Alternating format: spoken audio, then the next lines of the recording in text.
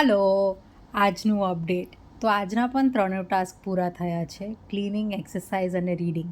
આજે મારું સૌથી વ્યવસ્થિત થયું હોય તો એ છે રીડિંગ, એની પછી એક્સરસાઇઝ અને એકદમ નામ પૂરતું cleaning.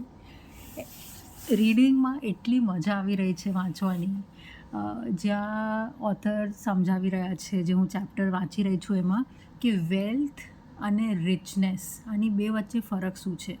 So Bing rich is જે દેખાડો તમે, મોટી મોટી કાર, મોટા મોટા ઘર, મોટા બ્રાન્ડેડ કપડાં, દેટ ઇઝ બિંગ રિચ.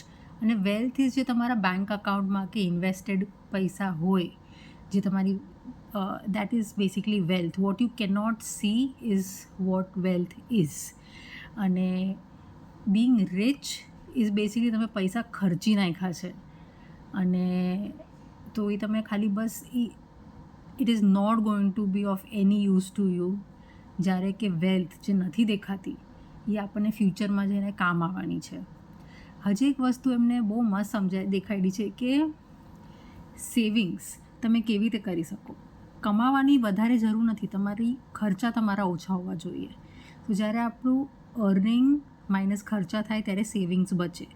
તો સેવિંગ્સ વધારવા માટે આપણે આપણી ઈચ્છાઓ કમ કરવાની જરૂર છે. એક બેસિક જે નીડ છે, એ કમ્ફર્ટેબલ લિવિંગ જેટલી નીડ છે, એ વસ્તુ આખી અલગ છે. અને એની પછીના જે ખર્ચા છે, દેટ ઇઝ ઓલ ફિઝૂલના ખર્ચા. If we desire less, then we'll spend less, and if we spend less, that means we'll save more. So that converts into being our wealth for our future. So yeah, that's all for today. Thank you.